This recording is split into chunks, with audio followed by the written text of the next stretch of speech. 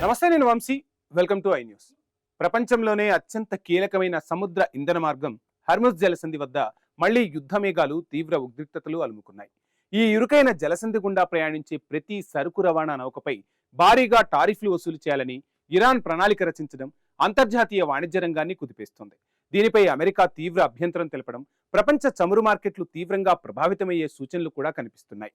ఈ పరిస్థితులపై I news అందిస్తున్న ప్రత్యేక కథనం ఇప్పుడు చూద్దాం. గ్లోబల్ ఎనర్జీ సప్లైకి బ్యాక్ బోన్ లాంటి హోర్ముజ్ జలసంధి కేంద్రంగా పశ్చిమ ఆసియాలో సరికొత్త ఆర్థిక భద్రతా యుద్ధం మొదలైంది.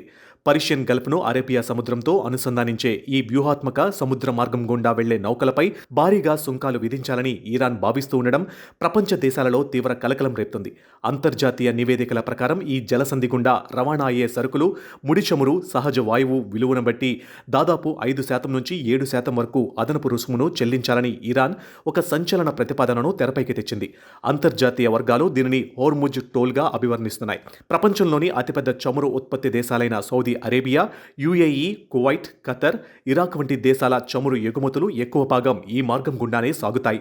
అందువల్ల ఈ మార్గం గుండా వెళ్లే కార్గో, ఆయిల్ ట్యాంకర్లపై అదనపు సుంకాలు విధించడం అనేది కేవలం షిప్పింగ్ కంపెనీలకే కాకుండా ప్రపంచ చమురు ధరలు, అంతర్జాతీయ రవాణా ఖర్చులు, అనేక దిగుమతి ఆధారిత దేశాల ఆర్థిక వ్యవస్థలపై అత్యంత దారుణమైన ప్రభావాన్ని చూపే ప్రమాదం ఉంది.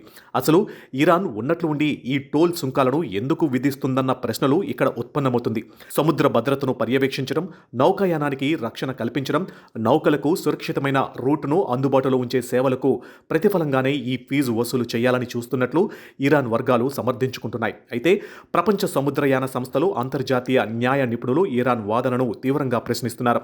ఓపెన్ ఇంటర్నేషనల్ వాటర్స్గా ఉన్న ఒక అంతర్జాతీయ సముద్ర మార్గంలో బలవంతపు టోల్ రుసుములను వసూలు చేయడం అంతర్జాతీయ వాణిజ్య నిబంధనలకు కంప్లీట్గా విరుద్ధమని, ఇది నౌకాయాన స్వేచ్ఛను హరించడమేనని వారు స్పష్టం చేస్తున్నారు. అంతేకాకుండా ఈ జలసంధి గుండా వెళ్లే నౌకల రాకపోకలను క్రమబద్ధీకరించేందుకు ఒక నియంత్రిత షిప్పింగ్ కారిడార్ ఏర్పాటుపై ఇరాన్, పొరుగున ఉన్న ఓమాన్ దేశాల మధ్య చర్చలు కూడా జరిగినట్లు తెలుస్తుంది.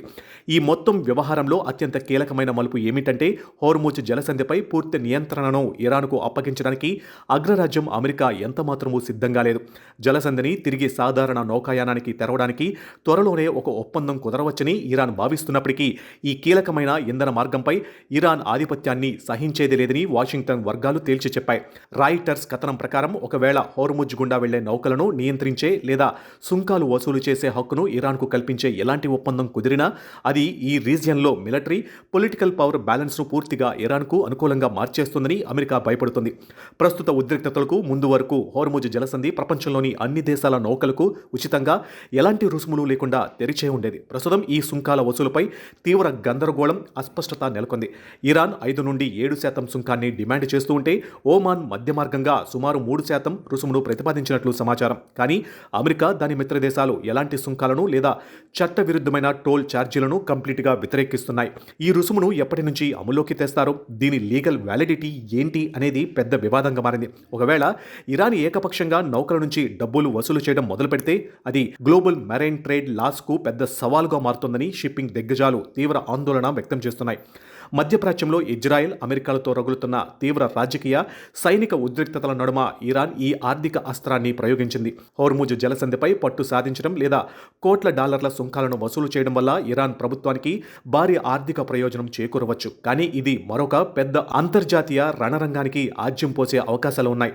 అసలు హోర్ముజ్ జలసంధి ప్రపంచానికి ఎందుకు అంత వ్యూహాత్మకమై అయిందంటే, భౌగోళికంగా హోర్ముజ్ జలసంధి ఒకవైపు ఇరాన్, మరోవైపు ఓమాన్, యుఏఈల మధ్య చాలా ఇరుకైన సముద్ర ప్రాంతంగా ఉంటుంది. ఇది పర్షియన్ గల్ఫ్ను అరేబియా సముద్రంతో కలుపుతుంది. ప్రపంచవ్యాప్తంగా వినియోగించే ముడి చమురులో దాదాపు 5వ వంతు అంటే 20% ఒక్క ఈ సముద్ర మార్గం గుండానే రవాణా అవుతుంది. అందువల్ల ఈ ఇరుకైన కారిడార్లో చిన్నపాటి ఉద్రిక్తత తలెత్తినా లేదా ఏ నౌకనైనా అడ్డుకున్నా దాని ప్రభావం మరుసటి రోజే గ్లోబల్ ఎనర్జీ మార్కెట్పై, చమురు సరఫరా వ్యవస్థలపై పడుతుంది. రవాణా ఛార్జీలు, ఇన్సూరెన్స్ ప్రీమియంలు పెరిగితే ఆటోమేటిక్గా పెట్రోల్, డీజిల్ ధరలు పెరుగుతాయి. దాంతో ప్రపంచవ్యాప్తంగా ద్రవ్యోల్బణం ఆకాశాన్ని తాకుతుంది. ప్రత్యేకించి తమ ఇంధన అవసరాల కోసం గల్ఫ్ దేశాల ముడి చమురుపై తీవ్రంగా ఆధారపడే భారత్, చైనా, జపాన్, దక్షిణ కొరియా వంటి ఆసియా దేశాలు ఈ పరిణామాల వల్ల తీవ్రంగా నష్టపోయే ప్రమాదం ఉంది. ఇరాన్ నిర్ణయం, అమెరికా వ్యూహాలు రాబోయే రోజుల్లో ఎలాంటి మలుపులు తిరుగుతాయో అని ఇంధన విపణి, అంతర్జాతీయ సమాజం అత్యంత ఉత్కంఠంగా గమనిస్తుంది.